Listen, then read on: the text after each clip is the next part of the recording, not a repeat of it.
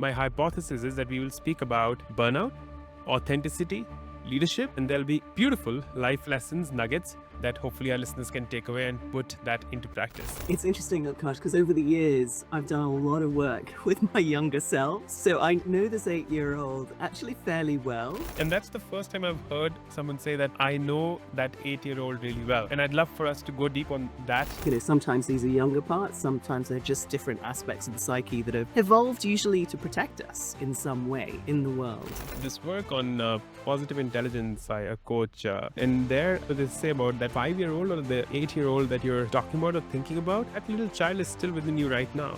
If there's someone who does not recognize that unique sense that they have within them or is not aware of that, how does it show up in their life?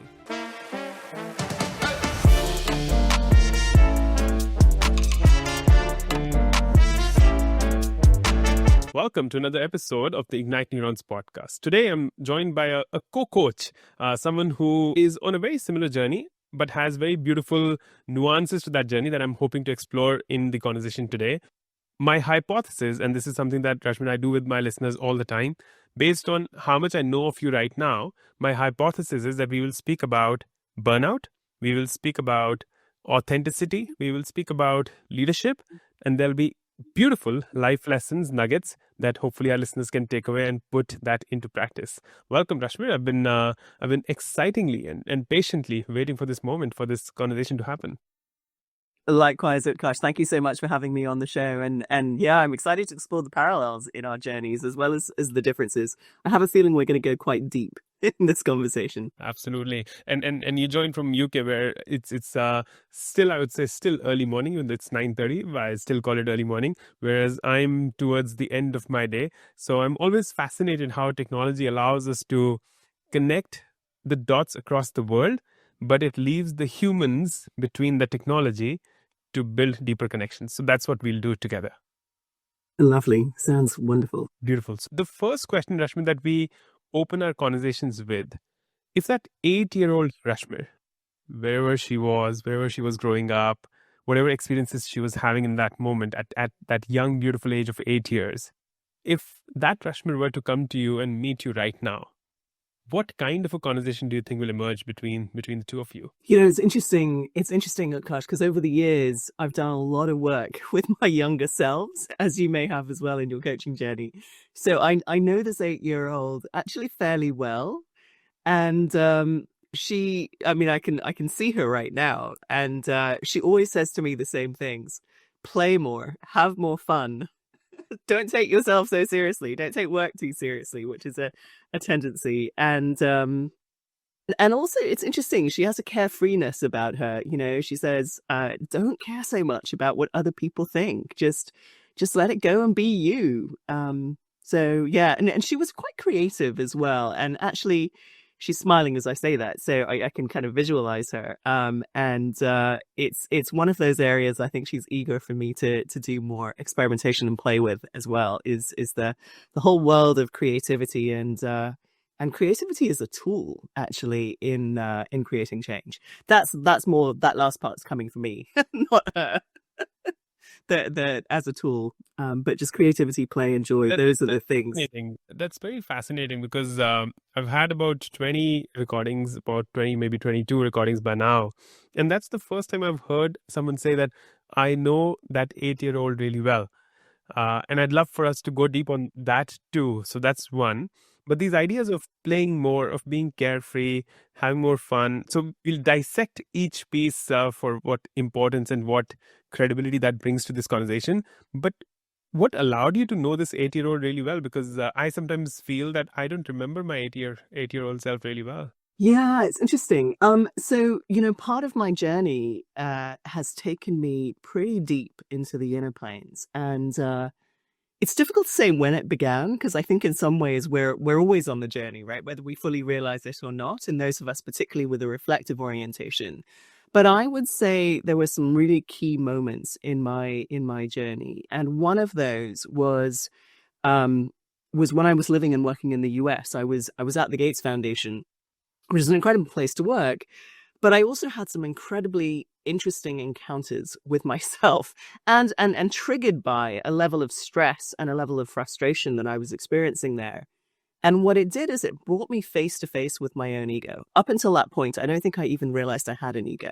so it was quite an awakening, quite a shock to the system. And I began meditation. I also started working with a coach, a life coach at the time. And so that was really the beginning. And I started to recognize and understand my aspects of myself. And I also, through the work with the life coach in particular, I realized that I had been living in my head.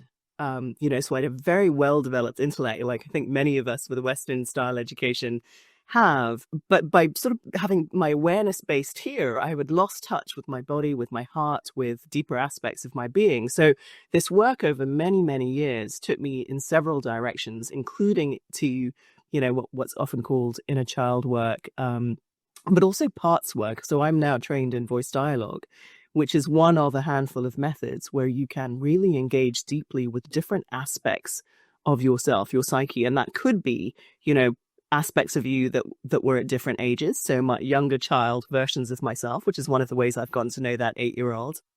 It could be other aspects of yourself, a part that's really stuck and struggling with anger, for example, or, a part that is afraid. Sometimes these are younger parts. Sometimes they're just different aspects of the psyche that have evolved usually to protect us in some way in the world. But the challenge comes, and I may be getting too much into the coaching stuff here.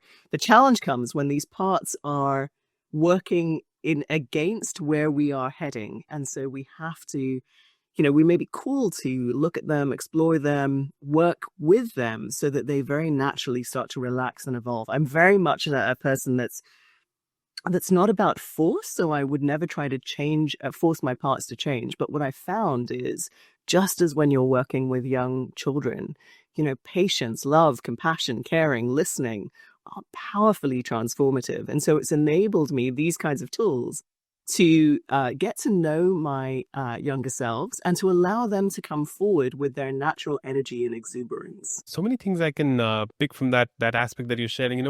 One thing that kind of is emerging as I'm thinking about my experiences and adding these beautiful composite layers to our conversation. There's this work on positive intelligence by a coach, and there they say about that 5-year-old or the 8-year-old that you're talking about or thinking about. That little child is still within you right now. And when we are harsh to ourselves, or when we are super critical to ourselves, or when we are rude to the other person on the other side, I think that's a great reflection that I've learned, and I've shared with my coaches as well, that how you can think about that how that 5-year-old feel about this conversation, how that 5-year feel when you're talking about yourself in such harsh words. And so that helps one person be a little less self-critical. And then the second thing that you just spoke about, I think you spoke about, which I'm kind of paraphrasing, and so I love you to kind of take us deeper on that, is the lack of alignment between who you are, who you want to be, and where you are. That once that's not aligned, then that creates this stress and this pressure on you, right? What are your thoughts about this lack of alignment? I love how you articulated that, actually. I tend to talk about it when I'm working with clients, and essentially the model that I've come to in my head is we each come into the world with a unique essence. And, your essence is going to be distinctive from mine, right? So when you walk into a room, and this is an analogy I've gotten from one of the coaches that I've trained with, a guy called Tim Kelly. When you walk into your room, your essence is going to bring a different shade of light, a different color to that room, because it's different to mine, and vice versa. But the challenge is, and this is the human development path, right? So this is Jung's work on individuation and the psyche, where what he realized is that, yes, we have this original essence, this original spark, but the process of individuating into life means that even at a very young age, we all suffer these micro traumas. It doesn't need to be anything really dramatic. It could be something as simple as your mother not coming to get you as when you were crying as quickly as she normally does. So what that does is it creates an aspect, a part of your psyche that steps in to protect this new being that is developing and growing. And as this keeps happening, around that essence, we get the personality. So think of the personality as layers of shell with lots of different parts. And what it's designed to do, it's designed to protect this nascent essence expression in the world. So to keep us safe physically, emotionally, to get our needs met. And it serves a role, it serves a purpose. But as we grow and mature and we're able to take care of ourselves, we're able to function and be in the world without those protections often don't fully fall away because we're not conscious that they're happening, right? Where we have automatic patterns that are now set that are driving our external personality, how we're appearing in the world. And so that's where the lack of alignment comes. There's just a mismatch between where our essence, our purpose is wanting us to go, how we want to express, and what we're able to, because not just because of our skillfulness, but because of the hardening of this personality shell around us. So that work to realign is essentially this deeper work that we're talking about, parts work, and it can come through many, many different forms. There's no one way. It could be parts work, it could be meditation, it could be any kind of inner development, it could be paradigm shifting work. I mean, I'm sure you've got, numerous tools in your toolkit for this kind of thing as well. It's fascinating. I mean, you're talking about this, and I deeply resonate with this because I think you and I have worked upon ourselves enough to be having this conversation. And at this point, I'm sensing that many of our listeners would be that, oh, I don't want to listen to this episode. And then to them, I just want to kind of caution them that all you need is, Rashmir spoke about this this spark. All you need is a ignite your spark moment for the spark to really turn into a fire, because I think it's our responsibility to this human life to make sure that we look at that unique essence that you're speaking about, Rashmir, and allow it to thrive beautifully so. But having said that, for those who you feel are not in that state, are not in that place, maybe even even before we go and try and solve it for them, how does it show up, Rashmir? What's your experience, your hypothesis? If there's someone who does not recognize that unique sense that they have within them, or is not aware of that, how does it show up in their life? Yeah, it can't not in some sense, right? Because even if it's clouded over by aspects of our personality or aspects of ourself, it's still a part of who we are. It's what makes us unique and distinctive. And so, I'm trying to connect the dots a little bit to what you said around the hesitation people might have to listen to the episode. So I'm assuming what you're talking about there is just fear or hesitation of going deeper. Is that right? Or are you picking and sensing something else? Yeah. So what I would say is, no, I think you're right. So it's the fear of, do we want to go deeper? That's one. But then the second thing could also be that they feel like it's not important for them to explore this unique essence that they have. So it's both ways. I think just want to kind of add that. Yeah, great. That's helpful. It's interesting. I mean, if we think of life as a journey, which is, a fairly cliched analogy, but a useful one, you could argue that journey happens in stages for all of us, right? And for me, it's less about age, because I actually think the ages at which different aspects of the journey are triggered are happening earlier and earlier. But, our first phase is development, basic survival, development, developing skills to function and survive and succeed in the world. But at some point we become triggered to actually think a bit broader than that, right? Okay, maybe at this early phase, I'm just surviving. Second phase, I'm succeeding in the world.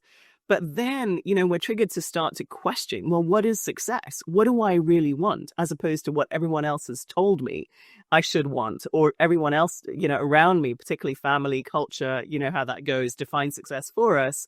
But if you're feeling any kind of dissonance between the path that's been laid out for you or the path that is expected of you, and what you feel you're called to or capable of or might bring you greater happiness and joy, that dissonance is the beginning, right? It's the beginning of an opening where you start to question in a deeper way. And that's really the key to this inner development work. It's trusting that those dissonances They're not things to be afraid of or worried about or to shut down.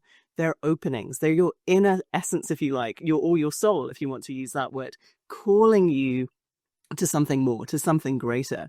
And the other piece that I would say, and this obviously can carry on, people get to a stage in their life where they care about legacy and impact. And so all of those things, if you want to have those kinds of achievements and successes, you can do it in the traditional ways, and you can kind of force that your way into those places and positions and impacts. Or if you're following your inner calling, your inner questioning, and your purpose, you're going to be asking questions that lead you to want to create new ways of being and doing that are aligned with you. And it's only when you're able to do that that you're able to find what I would call ease, flow, and joy, because I believe that all of us in some ways are here to fully express our essence as much as we can and as purely as we can, without necessarily being encumbered by the limitations of personality or society or anything else. And I would maybe make a final thought on this, which is, actually, let me share a quote with you. It's one of my all-time favorite quotes. And it's by somebody called Howard Thurman, who was an African-American pastor around the time of the civil rights movement in the US. And he said, "Don't ask what the world needs. Ask what makes you come alive, and do that, because what the world needs is people who have come alive."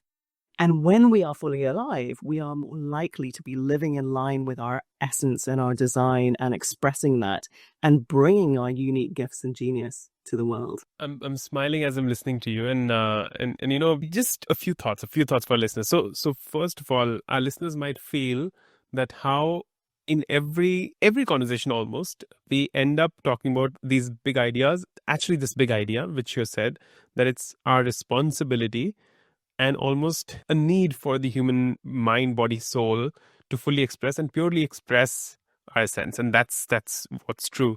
And what you just shared, how it's important for us to ask what makes us come alive, because that's what's important for the world. I think these two ideas, we end up speaking about them a lot. And I want to just caution everyone to make sure that this conversation between Rashmir and myself is happening, because I did not know that Rashmir had this to offer. So we don't script these conversations at all. We simply come here, and I don't know how the podcast attracts people who feel so deeply about these conversations. So I really appreciate, Rashmir, where you're taking us. This word dissonance, I think it is such a powerful word, Rashmir, and I'm so grateful that this came up in our conversation right now. And when this dissonance happens, and I've seen it time and again, when this dissonance happens, it can show up in so many ways. It can show up in physical symptoms, emotional symptoms, mental symptoms. It can show up in a sense of incompleteness of who you can be and who you are. How have you seen this dissonance show up in your clients, in your friends, in your wherever you have seen them? How does dissonance show up in your experience? Yeah, I love that you picked out that word dissonance. I mean, it shows up in many, many ways. Maybe to give you some examples even from my own life, right? That example I talked about when I was at the Gates Foundation, where I was in that period of profound stress, and I couldn't figure it out. I couldn't find a way forward. That's a moment of dissonance, that coming face to face with my own ego for the first time. That was a huge moment of dissonance. There are the thing is, those are big moments, right? When we have some kind of major shock. But the thing that's very interesting is I find life always brings us what we need to grow and evolve. And the problem is we're not very good at listening because we haven't been taught how to listen. In fact, we've probably inadvertently had those skills shut down because of our education systems and our social conditioning. So it's almost like we don't hear. And so because we don't hear, the dissonance gets louder and louder. And then sometimes, if it's loud enough, that's when you get sick. That's when you end up in a car accident that makes you wake up and reevaluate what you're doing and where you are and what's really important. That's, where maybe you have a major health shock, a heart attack, and suddenly you're questioning, wait a sec, why am I working, 100% of the time and barely seeing my family or doing the things that I love? So for me, there's all kinds of dissonances. But if we start to listen and pay attention, and we pick up the dissonance when it's more subtle, then we're less likely to suffer and to feel pain and more likely to course correct, because that's what the dissonance is about. It's saying, okay, you're a little bit off your genius track or your flow path. Just pay attention here. There's something for you to be doing differently or thinking about differently, or just be open in a way that you haven't been before. What's your experience with that? No, I love how you're sharing this, and it makes absolute sense that when you're off your genius track, off your flow track, then the dissonance shows up. I can give you 3 examples from my life, like right off the back of my head. One was when I used to be a physiotherapist, and I was feeling this dissonance that my purpose in life should be larger than what I'm doing right now. And that happened for about 2 years, where for 1 year I did try being on that same path, but finding variations so that I can touch more lives, but could not succeed. And that's why I changed my path and so and so forth. And we don't have to get into the details. And then second, as you spoke about having a heart attack, having a car accident, there was this moment when I was working 60 hours a week, feeling extremely successful on the outside, but extremely hollow on the inside. And I remember I had to go to a family friend's wedding. And just before that, I felt this and I was working throughout the day and night to get some deliverables done. At about 4 o'clock in the evening, and I had to go there at about 7, I felt this urging pain in my chest. And part of me thought that I'm getting a heart attack. I should go to a cardiologist. And I did not share that with my wife or the family. And I went there, got all my blood tests done over the next 2 hours to find that nothing's wrong with me. It was just stress that was showing up like that. But then within 6 months, I changed everything that I thought I had to change to make sure that I actually don't get a heart attack. So that's 2. And third, I faced that in a more recent time, but I think something's shifted now where, as you were saying, that when you can hear those subtle signs and hear those subtle echoes of dissonance, then you're able to pick them up early and they don't show up as drastically as they do. So if you were to go to that then, but the dissonance is what also shows up as a burnout, as someone saying that I want to give up in terms of my work, in terms of my life. So do you think these words are almost parallel, like burnout and dissonance? It's a really interesting question. I want to say yes and no, because I think you're absolutely spot on. I think burnout is often a sign that somebody is off track for them, right? They're pushing and forcing themselves or suffering in a situation that's no longer resonant, that's no longer purposeful. And it's very difficult for ourselves to extract ourselves from these situations, right? I've been there too, and there could be any number of reasons. It could be, pride in what we do, over identification with a role or a job, or a lack of sense of possibility. What else could I do? What else is out there? Or it's simply a lack of time and energy to even focus on the question. But the lack of time and energy is symptomatic of you've passed the point of the dissonance being a soft signal. And so in that sense, I think you're right. But I do also think that there are other reasons for burnout as well that are less about purpose and aliveness. But a way out of those other forms of burnout too, and I forget who, but other people have talked about this, I think, quite articulately. Sometimes it's rest, right? Because you do need to rest and recuperate. But actually, quite often, it's reconnecting to your aliveness and to your sense of purpose and your excitement and your joy, because that creates energy as opposed to drains it. Now, that doesn't mean you won't necessarily need to also go do some rest and some healing work, because that may be part of your journey. Reconnecting with your aliveness, with your excitement, with your joy, your inspiration. These are all ways to start helping yourself get out of burnout. They may on their own not be enough. You may also need to rest and do some healing work and physical, emotional, mental. But it can be really key. And I'll give you an example from my own life and experience. When I was in a period of deep stress, and I would say on the verge of burnout, I don't know whether I'd crossed the line or not. It's difficult to know in hindsight. But one of the sort of whispers that came to me was a reminder. I'm working all of the time, and I'm not doing the things that brought me joy and that brought me perspective and inspiration. So I started going to concerts. I started going to museums and art galleries, just a little bits of time at the weekend, right? And it didn't have to be for long. It could just be an hour's trip. one day, or, an evening at a concert, but it was enough to start to reconnect me to excitement, joy, aliveness, inspiration, because all of that raises our energy, it elevates our energy as opposed to depletes it. And that can create space for us then to start to ask the deeper questions and listen more to the signs and signals of what might be right for us. So powerful. I love that thought. So you're speaking about creating space. I love to challenge ourselves, Rashmir. Like I'm assuming we're two people who have experienced this dissonance. I'm hearing between both our conversations that we have had some experiences, insights, ahas that have allowed us to come to a space where able to hear these subtle nuances of dissonance and capture them. And now we're supporting others do that. What if we were to challenge ourselves right now in the next, whatever, 15, 20 minutes that we have before we go towards the end of the conversation? If you were to build a few step process, it could be a 2-step, 3-step, 5-step process, and maybe you already have something in mind, but let's co-create it. If someone's listening to this right now and they feel like, what the hell, my life's, what these two are talking about completely makes sense. My life, I'm not feeling that it's aligned with who I want to be. I see and understand what dissonance looks like because I'm seeing it right now. I'm not on my genius track. I'm not enjoying what I'm doing. I'm not able to fully express. But they want to bring about a change in their life. They want to do something that's more constructive. How should they approach this? Yeah, love the question. I suspect we both have thoughts, right, on what this should be.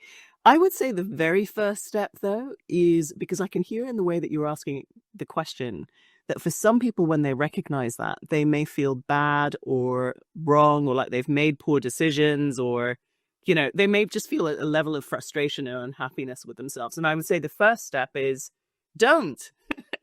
Where you are is exactly where you should be.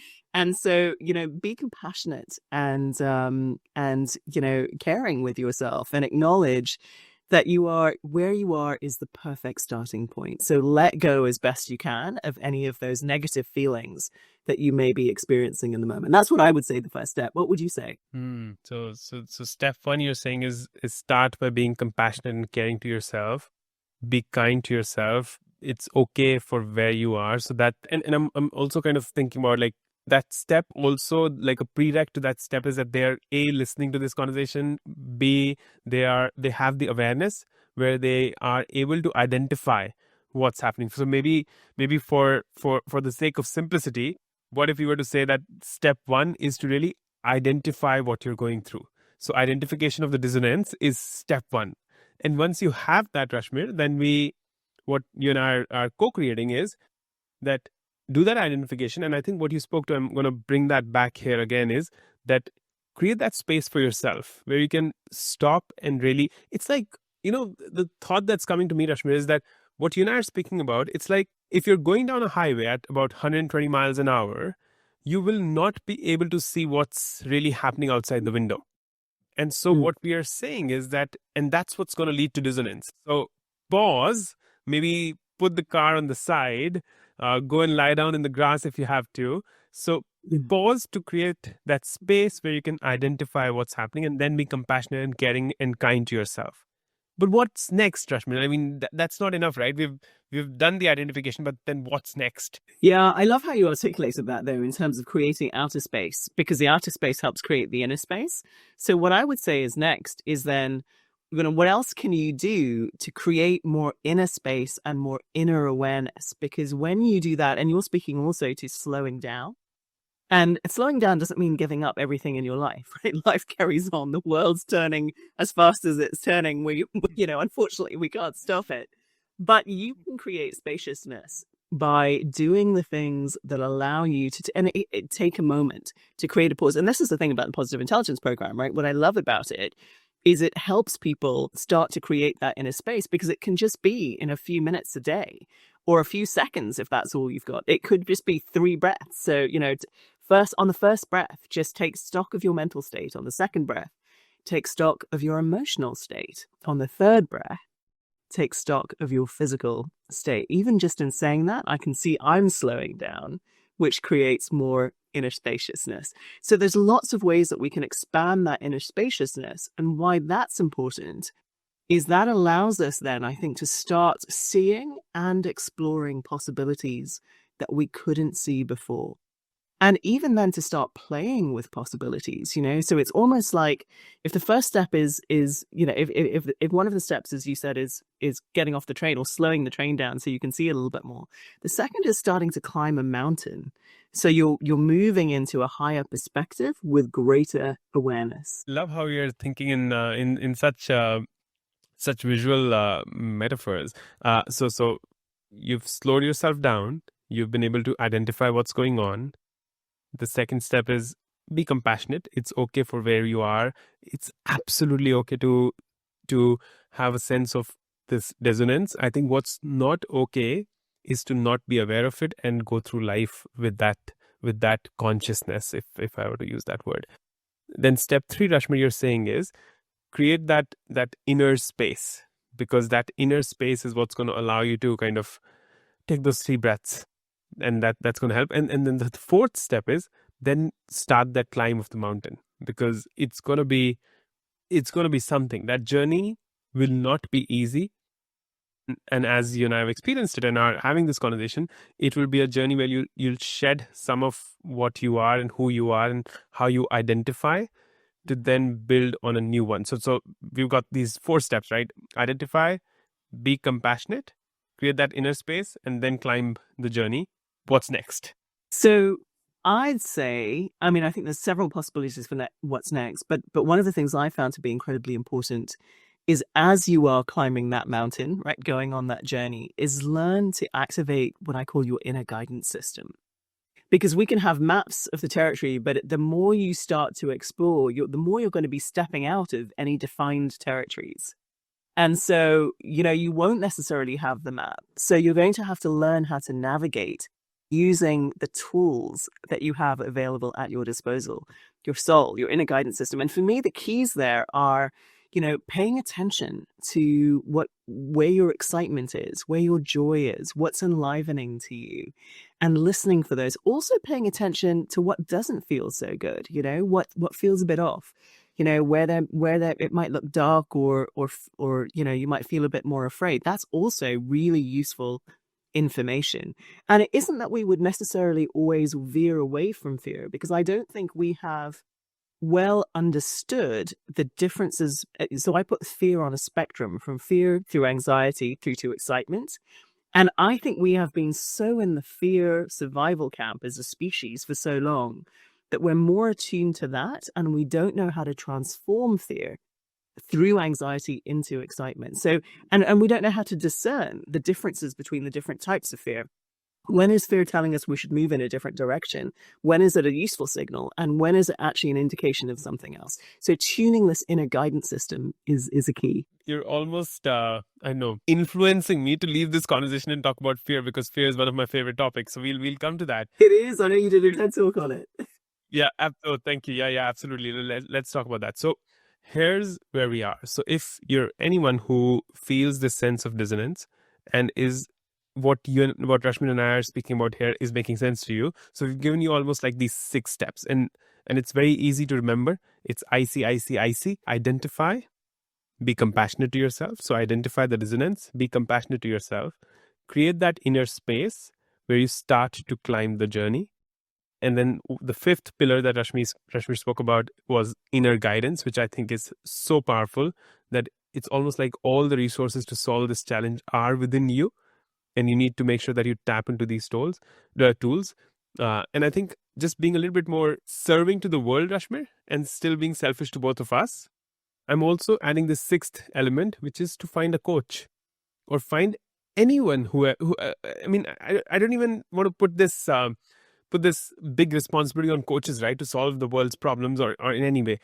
Find yourself someone who you think you can have a conversation with, where you'll not feel judged and where they'll push you to become a better version of yourself. Now, that could be a child, that could be a parent, that could be a spouse, that could be a coach, that could be Rashmir, that could be me, that could be anyone in the world, a mentor, whatever that looks like, but someone who's ready to push you to be a better version of yourself. How does that sound, Rashmir? I love that. I think it's a critical part of the journey. And it may be that it's not just one person. It might be that there's multiple people. And this may be a little bit out there for some people, Utkarsh, but it could be multiple people living or non-living, because there's so much wisdom out there in the world in all kinds of forms. And the more we climb that mountain, the more we're able to see and attune to. And so, the people talk about synchronicity, and this is, I think, a really interesting example of its synchronicity, is when the right teachers, coaches, mentors, guides show up, or wisdom shows up, right? It could be in the form of a book. And actually, to give you an example of that, the Tao Te Ching, which I'm currently writing a book on leadership in the Tao Te Ching, this book came to me in that incredibly stressful period that I talked about from the person I was most challenged by. So and yet this was the gift that he gave me back then. And, it took me a long time to kind of work through the issues between him and I. But, that too was purposeful, because this wisdom text landed in my world as a result. Yeah. And I think what that also shares, Rashmir, is that the vessel has to be ready to receive the wisdom, right? If we're not ready as and I know there are these contradictory sayings, right? That once the student is ready, the teacher appears.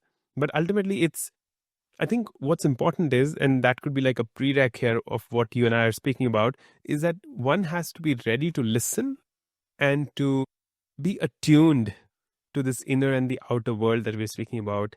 And I love how you've shared such profound wisdom that this person who you speak with or who supports you could come in any form and shape, but you have to be attuned and present to it. Indeed, that's really the key. And I think there's also a lesson in there for us as coaches and guides and mentors.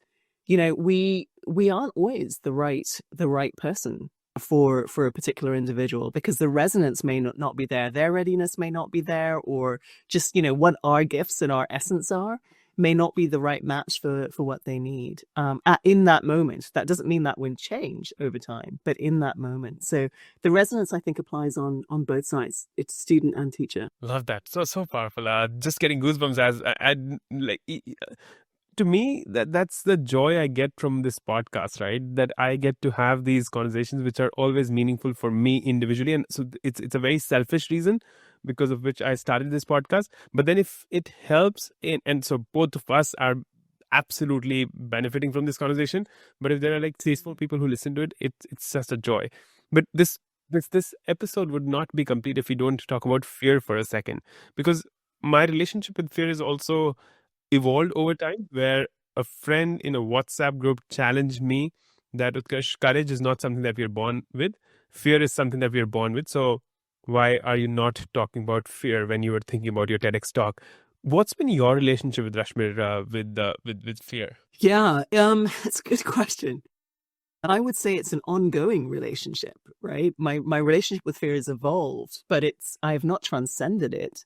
It still very much shows up in my life. I can see it, particularly where it shows up for me is where I hold myself back, where I don't step boldly into something I feel called to do, or, I can see those old patterns of conditioning assert themselves, right? Underneath that, the root of that is fear. Now, you could trace that back, and, you've probably done work around this as well, where, a lot of it comes down to the fear of death. But there's a lot of levels of fear before you get to the fear of death, because I'm someone who's said I'm not particularly afraid of death. I don't want to have a violent or painful death, but I don't think I'm afraid of death. I love what you said. This relationship with fear is evolving, and it shows up in certain cases, and that's absolutely true. I think one thing that has helped me, Rashmir, and maybe we ended up cutting each other's thoughts, which I would allow you to complete in a second. But I think fear is natural, and I think what you said just before we got into this conversation was that we look at fear only through a flight and fight reaction, but there's more nuance to fear than just those two. Yeah, very much. I mean, there's two things that occur to me as being worth sharing. To build on what you just said, I really like the fourfold framework. So our responses to fear could be fight, flight, freeze, or fawn. And so freeze and fawn are the two that I don't think get talked about enough. And yet I find they are often the most significant one, particularly for women, because I work primarily with women, but also for people of color, right? Because, you know, many of us were conditioned in such a way that freezing could be a physical freezing or it could be an inner freezing. So if you withdraw when you're in a difficult situation, that's a sort of freezing that's happening, right? Because you haven't been taught, or you don't have the skillfulness, or you haven't seen examples of how else to respond. Fawning too is, you know, when you get nice, you know, you have this externally nice persona, but on the inside you may be boiling or really upset or really angry or really whatever it is. Maybe even the fear is taking other kinds of forms. And so this is where work to develop our skillfulness, both with dealing with what's going on in our inner world, and then the external skills to respond differently in different situations, is incredibly important. But the other thing I wanted to say about fear, and this is something where I'd say my explorations are currently going deeper, is I'm a big fan of, I don't know if you've come across Richard Rudd and the Gene Keys. So it's really interesting synthesis wisdom that he's pulled together. And, you know, we probably don't have time to really go deep into the Gene Keys. But one of the ideas that he's introduced me to is this idea that there are a handful of core wounds that we come into the world with. So we are not just trying to evolve and grow and beyond those wounds as individuals, but we're doing it collectively. And fear is one of those. And it's one that features in kind of my gene key profile. So it's something I know I have deeper work to do around. And where I'm at in my explorations is really looking at actually all kinds of energies and emotions, including fear, as energies. And so when we recognize that, we create more of that inner spaciousness we were talking about earlier and more perspective. So then the question becomes, how do I utilize this energy? How do I transform it potentially into even a greater kind of energy that I can then apply in other ways, maybe to creativity, maybe to, you know, change or something else. So I would say this might be a conversation we come back to in the future, because I feel I've barely scratched the surface on fear. Yeah. Yeah, so let's commit to a part two to listeners, which should just revolve around fear as the emotion, and then we speak about it. And you said fight, flight, freeze. What was the fourth one, Rashmir? Fawn. I think it's spelled FAWN. So fawn. When someone's fawning, they are coming across as overly nice, or, you know, they're looking like they're making do or making peace, but that's just an external response. And it's all of these responses are, none of them are bad, right? These are protective mechanisms that we've developed. The problem is fawning, as with some of the others and used in the wrong situation, doesn't help us, because it's pretending that everything is okay when it's really not. So we're not utilizing the information that is being generated in the situation. Yeah. Talking about this is extremely powerful. We definitely do a part two, but we've taken quite a journey today. We started speaking about that 8-year-old Rashmir, which I did not get to fully know, because you shared that you know her pretty well. So I had many questions on that. But we moved into this beautiful space of talking about dissonance, which I think was extremely powerful, and hopefully our listeners took away a lot through that conversation. We built a great model of these 6 steps, which would help someone to at least initiate the journey, and support is always what is that famous Albus Dumbledore quote, that help will always given to those who seek it at Hogwarts. And I think that's true of the universe and life as well. But if we were to now move towards disclosure, Rashmir, and I would to ask you, a few decades into the future, that 80-year-old Rashmir, who's having her beautiful wrinkles, those beautiful gray hair, she comes to you in this moment and has one piece of advice for you, that, Rashmir, this is what you should be doing. What would her advice be? You know, it's interesting. There's parallels to the 8-year-olds, but there's also some differences. She's saying, have more fun, be bolder, which is interesting, because that does speak to it's the opposite of fear, isn't it? Just boldly going for what you want.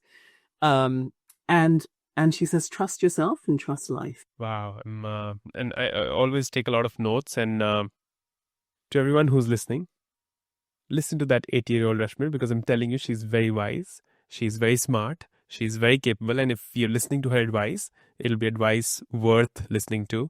Go out there, be bold, trust yourself, trust life, and have fun, because what else is there in life to do?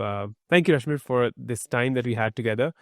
To all our listeners, if you were listening to this on a podcast platform, please do share it with someone who you think might enjoy this conversation and might be going through this state of dissonance. If you're listening to it on YouTube, then we must appease to the algorithm gods. So please like, share, and subscribe.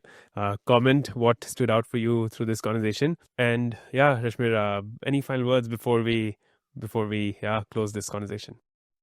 I don't think I do. I mean, maybe just to reiterate, as you said, that wisdom of my 80-year-old, which I need to listen to as well. Be bolder, trust yourself in life, and have more fun. Let's do that. Yeah. Thank you so much for having me on the show. Absolutely.